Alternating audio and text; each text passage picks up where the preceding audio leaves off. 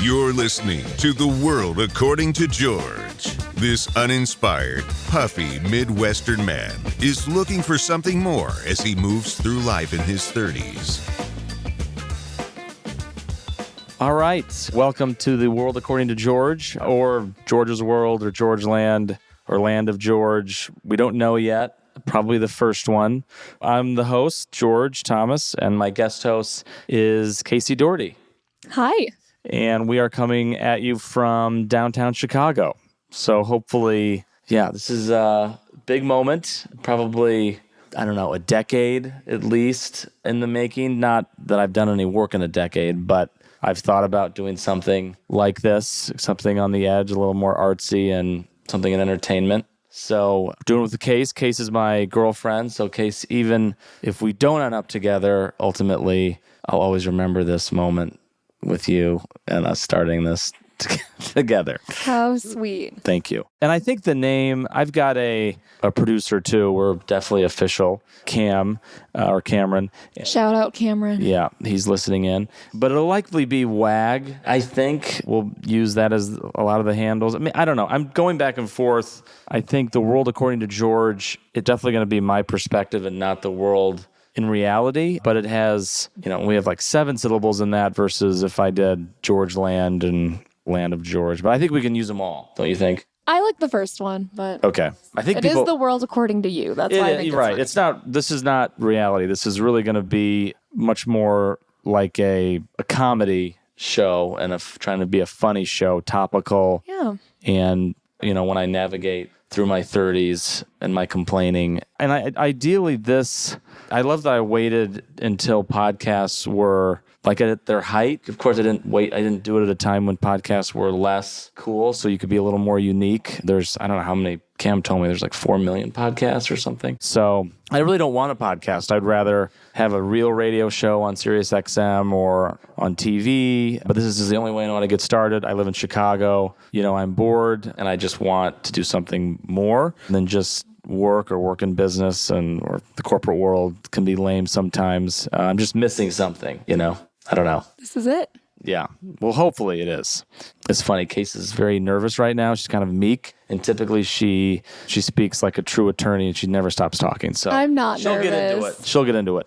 Okay, let's see here. I wanted to also mention just some of my heroes in broadcasting and entertainment. Those would be people that I really just admired, even people that came up before my time, but not really. Regis Philbin, David Letterman, Oprah, which Oprah was famously filmed in Chicago in the West Loop, which I thought was really cool. Jeff Lewis Live, of course. That's the one I listened to today. You probably don't know who that is amongst these other names, but he's entertaining. And I think him and I have similarities in our personality. And that's one of the reasons why I wanted to have a show. Howard Stern, I don't listen to him anymore, but he was always, I think, made a million funny skits, and anyone who can speak for 4 hours is super talented. Conan and Don Rickles.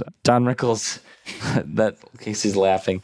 He was just always an amazing comic, and I still do watch his appearances on David Letterman. And he was just great in my eyes, and really the last of his kind, and just brilliantly funny. And I don't think he prepared much when he was on those shows. I think he just was very off the cuff. So, did you watch those with me? No. You've showed me some. Yeah.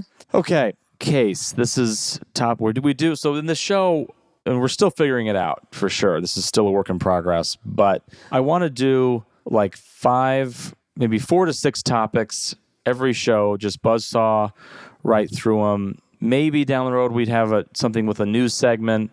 I want to do my favorite songs of the week, and hopefully, probably not possible, but I would love to have Cam pull clips of those songs with licensing and everything, and I'm not famous, and this is not a radio show officially. That's going to be tough, but at least you know what I'm listening to, and you'll quickly notice a theme in the music that I listen to every week. So I think that could be fun. Then we're just going to try to have fun, create a hobby podcast here for me, that no pressure on it, and just do it. I think consistently doing it every 2 weeks is going to be really healthy for me. And I'm already liking this, being with the microphone and having some of this equipment here. It's already making me feel kind of excited. So, and Cam has been great too. I want to mention him, and I'm sure he'll be on the show at some point. Okay. first topic or second topic here. Oh, and I guess, sorry, I'm bouncing all around. I did go to journalism school. I went to the Ernie Pyle School of Journalism at Indiana University in Bloomington. No longer there, which is sad. It's now the media school. R.I.P. I know. It was a great school. I think Ernie Pyle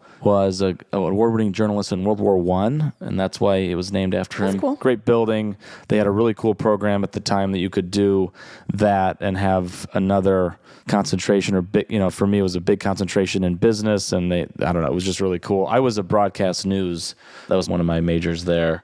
Or my main major, I think, and then we did a whole nother, almost a double major in business through their, whatever that concentration program they had. It doesn't exist, I don't think, anymore. So I do have some roots, but I graduated in 2013.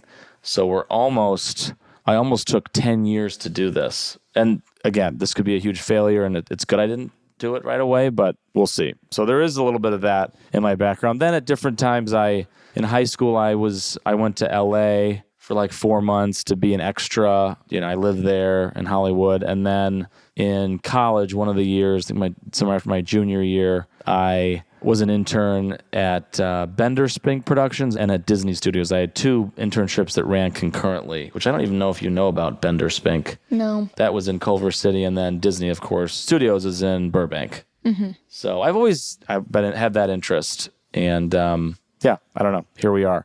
Case as our temporary co-host. She has not committed. She's really our guest host. I'm on the fence. We'll see how this time goes. Yeah, which I think you have I think you could have some, maybe not in this, but have a side income or side gig with as an influencer or do something, TikTok.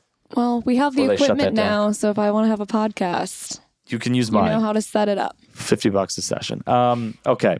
What is your take on this whole thing, Case? Anything on the podcast? The podcast and me starting it, and we've known each other for almost 2 years now. Was this surprising to you? No, I'm excited for you to start it. I feel like you've wanted to do this for a long time. This is a hotly anticipated moment, and I'm proud of you, and you're going to do super well. Did you think, because you've not really dated that many people, did you, I don't want to tell the world that, but I guess we just did. No, the world, no one's listening. Did you think that you would someday be dating someone that had or wanted to have a podcast?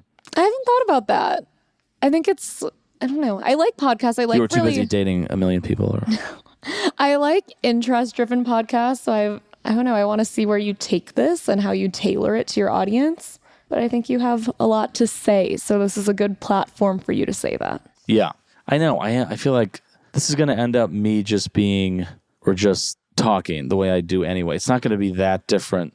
I think when people talk to me outside the show in real life, I just need somewhere to say it. It's like your own talk show. Yeah. That's the world according to George. That's why I think that's the perfect name. Yeah. And talk show I think that could be the ultimate goal, even though this is not, who knows? We gotta get through some cutting teeth years. But, okay. Going to move on to the next topic. Thank you, Case.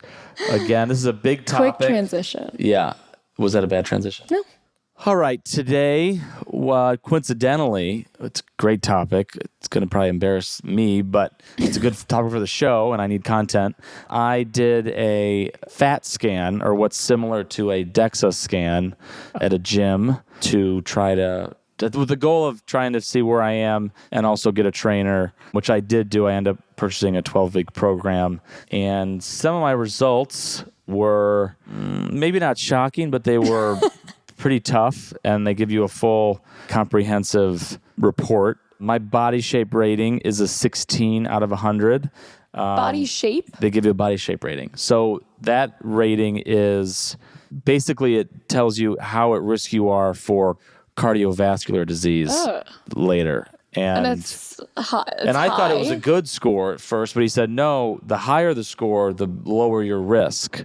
And it's 16 out of 100. 16 out of 100, which is dreadful. That's it was 14, but they rescanned me because it wasn't working. So it's 16 now. Hope you got those 2 points. And then they send you these images, this weird image of your body in all the different angles. And it's just not what anyone should be aspiring for. My BMI is 30%, which I know is not good. The chart that they sent me said that at 20% or lower I need to see this. Yeah. is ideal. Let's see, body composition, 30%. Ideal average is 20. Oh, I don't know. Can you read that? You went to Northwestern. You're smarter than I am. What the hell? I also told this to Cam, and he was horrified. I'm trying. Cam's like 7 feet tall, 100 pounds. So You're in the needs improvement category. But I'm not in 60%. But yeah, it's not good. I think I don't know much about it, but it's something that really has to be looked at. I know it's a bit higher for women typically, so I feel like 30% for men. I don't know. My basic metabolic rate is 1768. I have no idea what that means. I think that relates to calories. And I have 57 pounds on me is 100% fat. It's pure fat. Does that mean 1 in 3 cells in your body are Again, fat? Northwestern here. So this is going to be an intelligent podcast as long as Casey's on it. 1 in 3 of my cells are apparently fat, frickin' Dunkin' Donuts, McDonald's cells, and they're eating the other cells. They're getting so hungry. Now, do I need to lose 57 pounds? No. Should I tell them my weight, or is that... That's your choice. Is that more entertaining to tell people my weight? Okay, I'm going to tell people my weight. I don't want to tell people my weight. I didn't write it down here. But my weight today showed 189.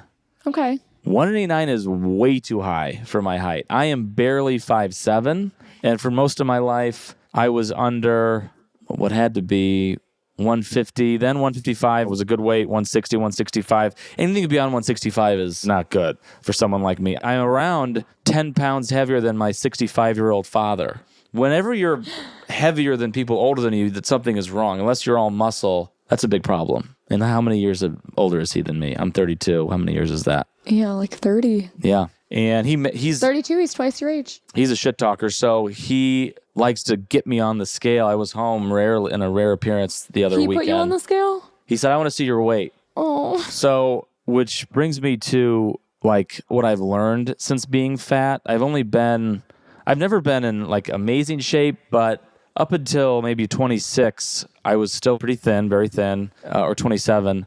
And I'm not used to it, but only in the last 2 years since COVID. Since meeting me. Since meeting you, did I go into a very big danger zone. When you and I met, I don't know when it was, April or May of, maybe March even, of 2020. And I was probably in the 170s. Now I'm approaching 190. What's your reaction to that? It's a big jump. I don't know what to say. How upset are you about it? Or are we in love and you don't even care? I love you and I don't care. What about my fat gut? It's very cute.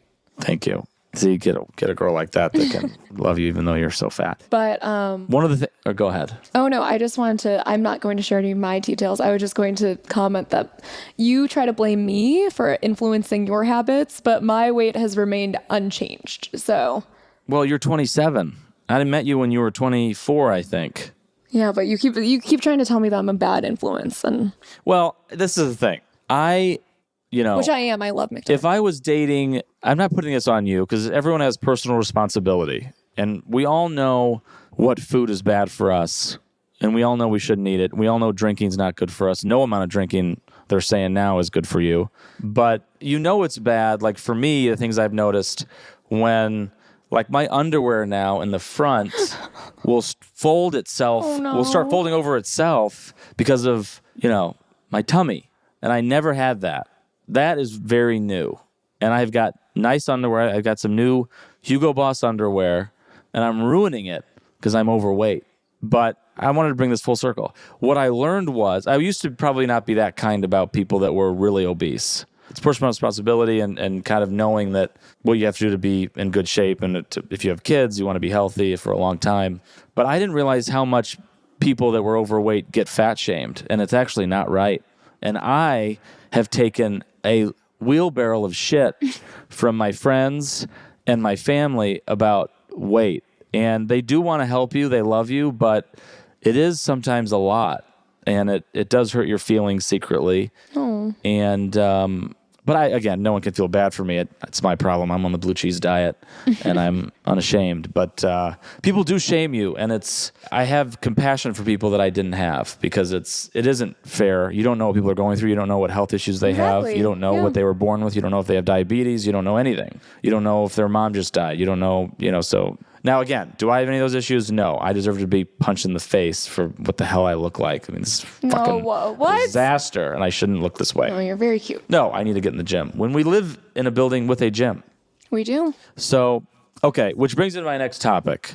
Lunch and my obsession with it.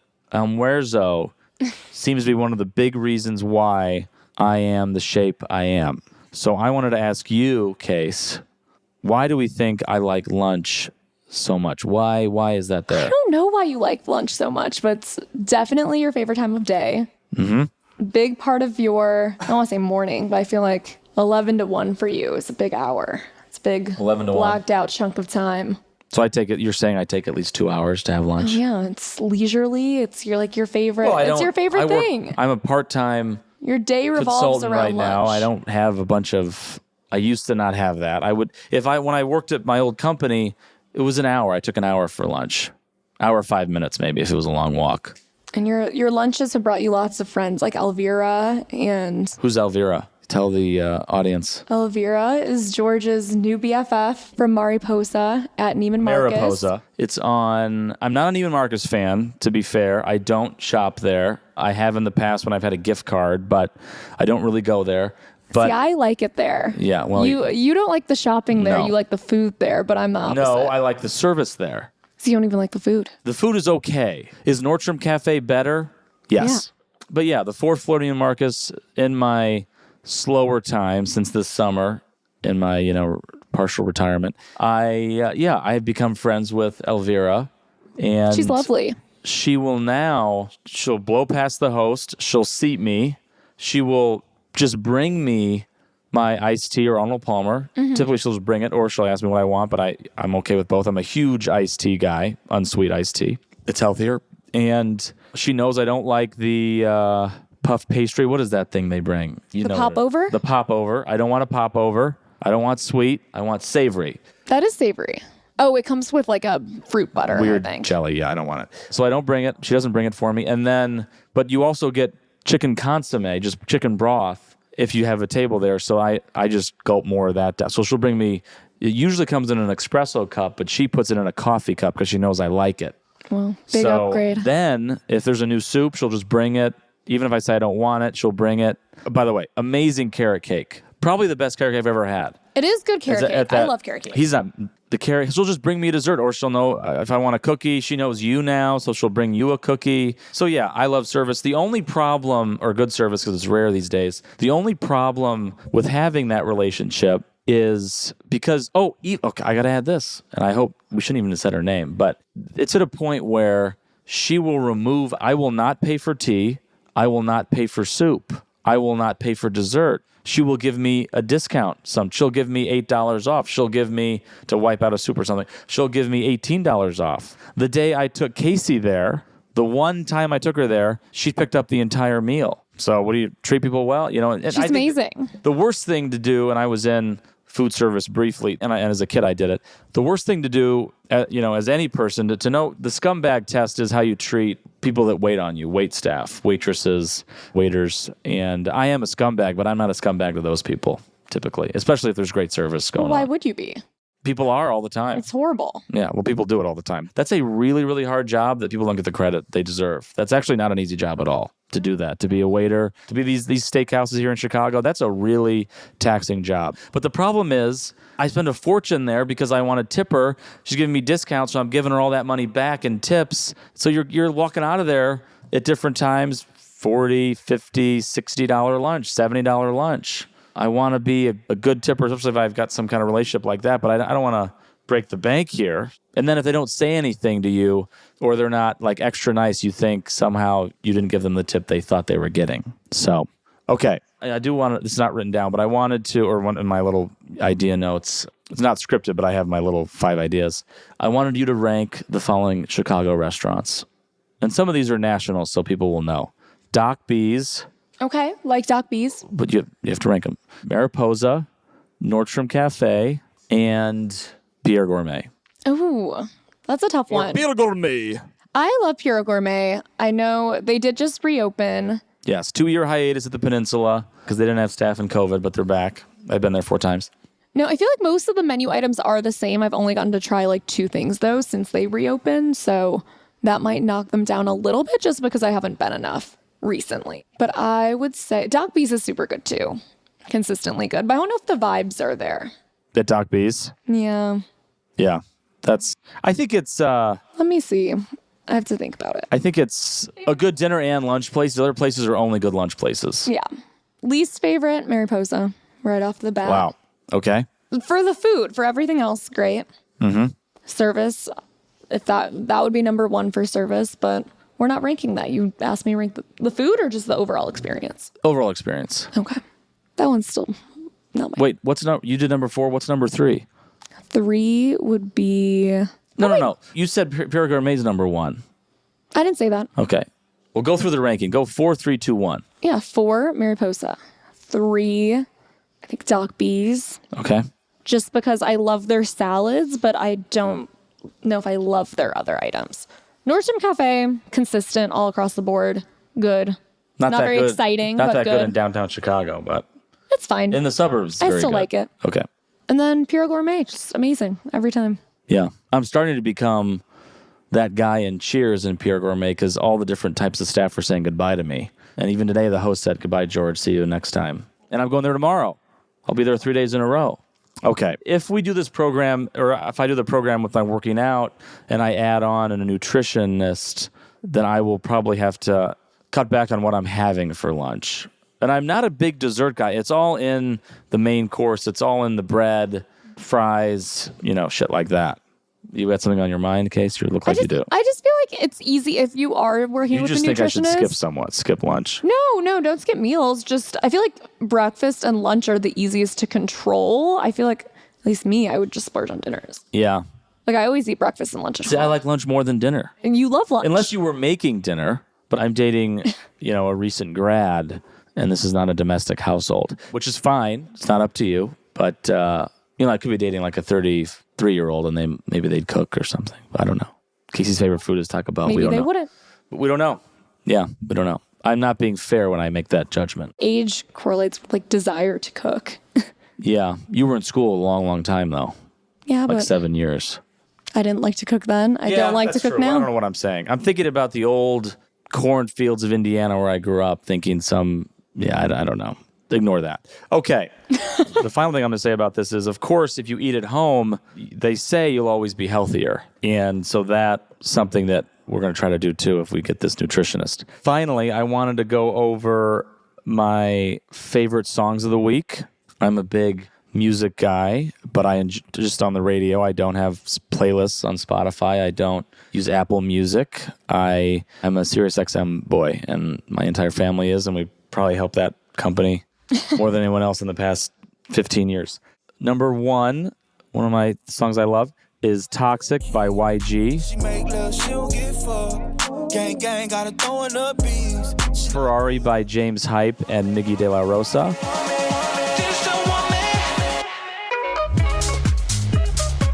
It's a great song. And the final one for this week is I Remember by Cheat Codes and Russell Dickerson.